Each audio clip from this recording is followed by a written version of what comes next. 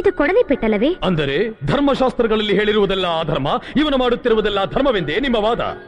ಧರ್ಮಶಾಸ್ತ್ರದಲ್ಲಿರುವುದೆಲ್ಲ ಅಧರ್ಮವೆಂದು ಅವರ ಹೇಳಿಕೆಯಲ್ಲ ಸ್ವಾಮಿ. ಇರೋ ತಪ್ಪುಗಳನ್ನ ಸರಿಪಡಿಸ್ತಿದ್ದಾರೆ. ಅದು ಹೇಗೆ ತಪ್ಪಾಗುತ್ತದೆ? ತಪ್ಪೋ ಒಪ್ಪೋ ಈತನ ಬಾಯಿಂದಲೇ ಹೇಳಿಸುತ್ತೇನೆ. ನೀನು ಮಾಡಿದ್ದು ಅಧರ್ಮ ಅಂತ ಒಪ್ಕೋ. ನಾನು ಒಪ್ಕೊಂಡ ಮಾತ್ರಕ್ಕೆ ಧರ್ಮ ಅಧರ್ಮ ಆಗಲ್ಲ, ಅಧರ್ಮ ಧರ್ಮ ಆಗಲ್ಲ. ಆಗದಿದ್ದರೆ ನಿನಗೆ ಅಧರ್ಮ ಅನಿಸಿದ್ದು ಇತರರಿಗೆ ಧರ್ಮ ಎಂದು ಏಕೆ ಅನಿಸುತ್ತದೆ?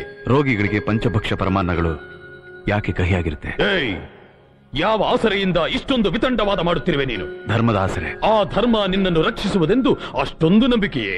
ಧರ್ಮೋ ರಕ್ಷತಿ ರಕ್ಷಿತ. ಧರ್ಮನ ನಾವು ರಕ್ಷಣೆ ಮಾಡಿದ್ರೆ ಆ ಧರ್ಮ ನಮ್ಮನ್ನ ರಕ್ಷಣೆ ಮಾಡುತ್ತೆ. ಹೇಗೆ ರಕ್ಷಿಸುವುದೋ ನೋಡುತ್ತೇನೆ.